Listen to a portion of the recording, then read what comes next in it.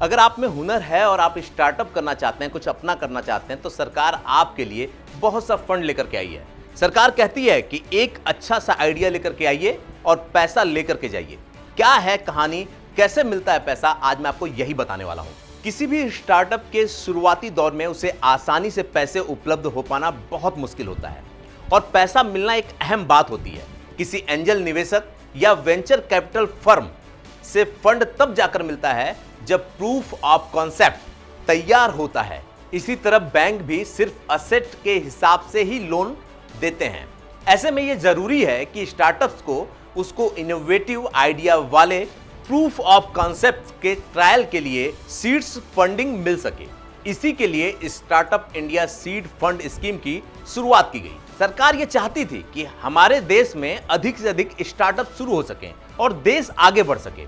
ऐसे में स्टार्टअप्स की मदद के लिए पीएम मोदी ने 16 जनवरी 2021 को स्टार्टअप इंडिया इंटरनेशनल समिट में इस स्कीम की घोषणा की थी। स्टार्टअप्स की मदद के लिए DPIIT ने करीब 945 करोड़ रुपए का पर्स बनाया था।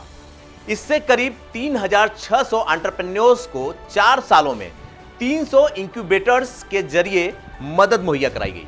इसे लागू करने के लिए सरकार ने एक एक्सपर्ट एडवाइजरी कमेटी भी बनाई है। Startup India seed fund scheme का मकसद स्टार्टअप्स को वित्तीय सहायता देना होता है ताकि वो अपने प्रूफ ऑफ कंसेप्ट को तैयार कर सके। साथ ही इससे प्रोटोटाइप बनाने, प्रोडक्ट को ट्रायल करने, मार्केट में एंट्री लेने और प्रोडक्ट या फिर सर्विस को कमर्शियलाइज करने में मदद मिल सके। इसकी मदद से कि स्टार्टअप्स को उस लेवल तक पहुंचने में मदद मिलती है जहां पहुंचकर उसे एंजल निवेशकों और वेंचर कैपिटल फर्म से आसानी से फंडिंग मिल सके या किसी भी बैंक से लोन लेने में दिक्कत ना हो। सबसे पहले तो DPIIT की तरफ से सीड फंड की रकम अप्रूव होती है और उसे एक्सपर्ट एडवाइजरी कमेटी के पास भेजा जाता है ताकि वो उसकी पूरी तरह से जांच पड़ताल कर सकें। वहीं से यह फंड इंक्यूबेटर्स के पास जाता है जो कम से कम 2 से 3 साल से चल रहे हों। फिर इसी इंक्यूबेटर्स के जरिए पैसे DPIIT रिकॉग्नाइज्ड स्टार्टअप्स को दिया जाता है। किन स्टार्टअप्स को फंड मिलता है आइए वो भी बता देता हूं आपको। यह फंड सिर्फ उन्हीं स्टार्टअप्स को मिल सकता है जो DPIIT रिकॉग्नाइज्ड हैं और आवेदन के वक्त 2 साल से अधिक पुराने नहीं होने चाहिए।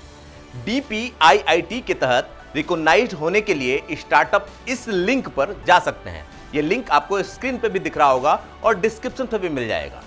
इस लिंक पर क्लिक करके आप सारा डिटेल्स भर सकते हैं और देख सकते हैं। स्टार्टअप्स के पास एक प्रोडक्ट या सर्विस डेवलप करने के लिए एक बिजनेस आइडिया होना चाहिए, क्योंकि बिजनेस 2 तरह के होते हैं, या तो सर्विस बेस्ड होते हैं या तो प्रोडक्ट बेस्ड होते हैं। यह आइडिया ऐसे होने चाहिए जो मार्केट में फिट हो सके, जिसे कमर्शियलाइज किया जा सके, ताकि सरकार भी ये जानती है कि उसके पैसे जो दिए जा रहे हैं वो आएंगे कैसे, और जिसमें बड़ा बनने की क्षमता हो।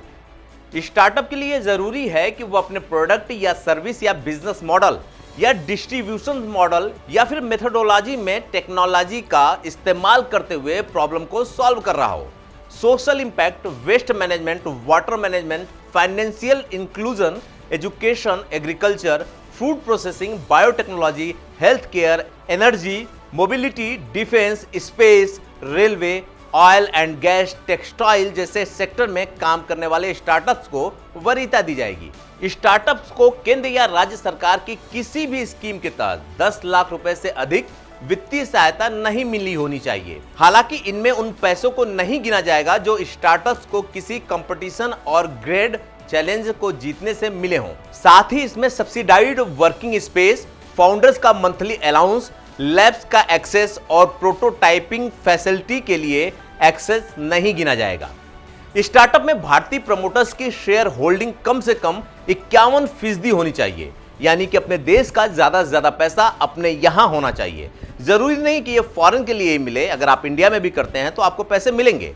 स्टार्टअप स्कीम गाइडलाइन के तहत स्टार्टअप को ग्रांट या डेट या कन्वर्टेबल डिबेंचर्स का एक बार सीड फंडिंग का सपोर्ट मिल सकता है। यानी कि अगर आप चाहते हैं और आप कुछ करना चाहते हैं तो आप लाचार नहीं हैं। आपके अंदर क्षमता होना चाहिए और वो आइडिया होना चाहिए जो मार्केट में धमाल मचा दे, या फिर धमाल ना भी मचाए तो आप सरकार से जो पैसा लेते हैं उसको आप वापस कर पाएं। अगर ऐसा कोई आइडिया आप सरकार को देते हैं तो सरकार आपको फंड देने के लिए तैयार है।